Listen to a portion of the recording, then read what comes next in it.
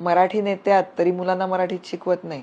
Marathi doctor आहेस तरी मराठी शाळेमध्ये मराठीतून शिकून डॉक्टर झालेस पण मुलाला इंग्लिशमध्ये टाकतोयस, का करतोयस हे?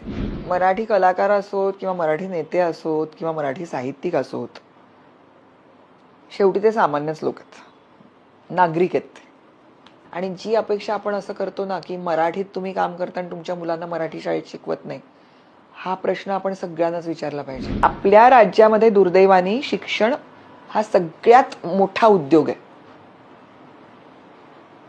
आणि त्याच्यामध्ये जास्तीत जास्त राजकीय नेत्यांच्या शाळा आहेत आणि त्या ज्या शाळा आहेत त्या जर इंग्रजी केल्या तर तिकडे भरपूर काय म्हणू बरं, चलनी धंदा होतो तो.